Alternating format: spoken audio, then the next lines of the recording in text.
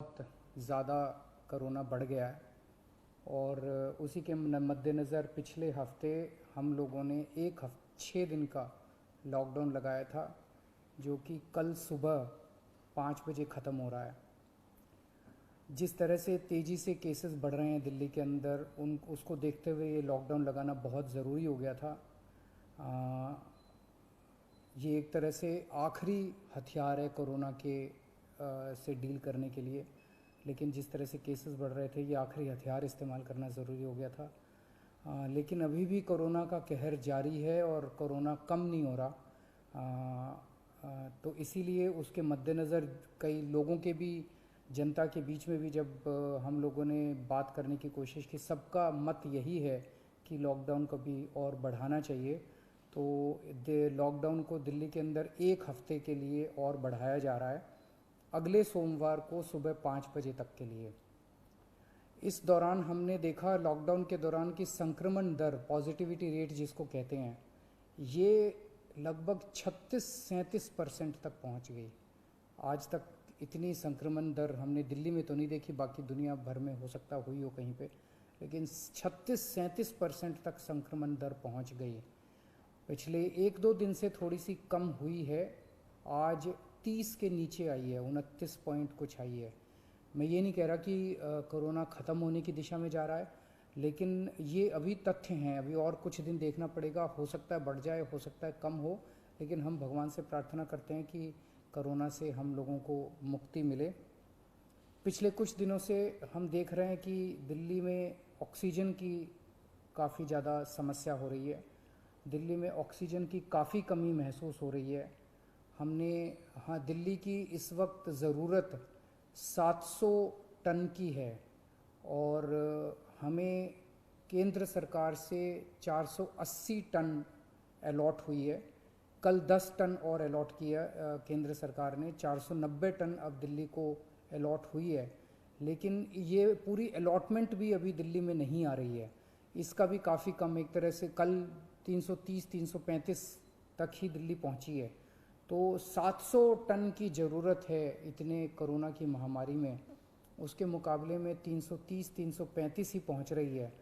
ये दिल्ली जो ऑक्सीजन की कमी है, दिल्ली के अंदर ऑक्सीजन पहुंच नहीं रही है, जगह जगह से जो ऑक्सीजन आनी है, ये एक बहुत बड़ा कारण है जो ऑक्सीजन की कमी जगह जगह अस्पतालों में महसूस हो रही है। लेकिन हमारे ऑफिसर्स, हमारे सभी मंत्रीगण, हमारे सभी लोग रात रात भर पिछले कुछ दिनों में, जब से ऑक्सीजन की कमी हुई है, एक एक अस्पताल जहाँ जहाँ कमी है वहाँ सप्लायर से, मैन्युफैक्चरर से, ट्रक ड्राइवर से जो लेके आ रहा है उससे फ़ोन कर करके कोशिश कर रहे हैं कि समय पे अस्पताल में पहुँचे।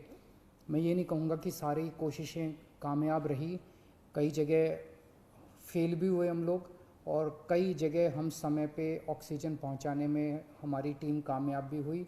तो सबसे पहले तो मैं उनको जो रात रात भर काम करके और अस्पतालों तक ऑक्सीजन पहुंचाने की जो लोग भी कोशिश कर रहे हैं, उन सबका मैं धन्यवाद करना चाहता हूं कि इतने मुश्किल समय में इतनी मेहनत कर रहे हैं।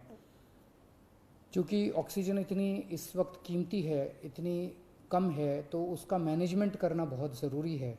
तो उसको मैनेजमेंट करने के लिए भी अब कल से ठोस कदम उठाना चालू किया। हमने एक वो पोर्टल टाइप बनाया है और ऑर्डर जारी कर दिए गए हैं, जिसमें हर 2-2 घंटे में मैन्युफैक्चरर से लेके और अस्पताल तक, एंड यूज़र तक, हर एक को 2-2 घंटे के अंदर अपनी ऑक्सीजन की पोजीशन बतानी पड़ेगी। कि मैन्युफैक्चरर को बताना पड़ेगा कि पिछले 2 घंटे के अंदर कितने ट्रक उसके निकले, सप्लायर को बताना पड़ेगा कि कितने ट्रक उसके दिल्ली के अंदर, दिल्ली की तरफ जा रहे हैं, अस्पतालों को बताना पड़ेगा कि पिछले 2 घंटे में कितनी इस्तेमाल हो गई, कितनी घंटे की और बच गई। ये सारी चीज़ें ताकि दिल्ली सरकार को पता रहे कि कहाँ कमी आने वाली है। तो इसके अलावा केंद्र सरकार से काफ़ी सहयोग मिल रहा है। कल भी पूरा दिन केंद्र सरकार के अलग अलग मंत्रालयों के साथ हमारे ऑफिसर्स की टीम बैठी रही, और दोनों टीमें, केंद्र सरकार और दिल्ली सरकार, अच्छे से मिलके काम कर रही हैं, और कोशिश की जा रही है कि जो भी सप्लाईज़ आने में दिक्कत हो रही है, उन दिक्कतों को दूर किया जा सके। और मैं समझता हूँ कि आने वाले कुछ दिनों के अंदर ये बहुत ज़्यादा अफरा तफरी का जो आलम है ये ठीक हो जाना चाहिए। कल हम पूरी कोशिश कर रहे हैं कि जहाँ से भी, और केंद्र सरकार से तो मदद मिल रही है, और भी जहाँ से भी हम लोगों को ऑक्सीजन मिल सके, ऑक्सीजन के टैंकर मिल सके, पूरे देश से, दुनिया भर से हम पूरी कोशिश कर रहे हैं।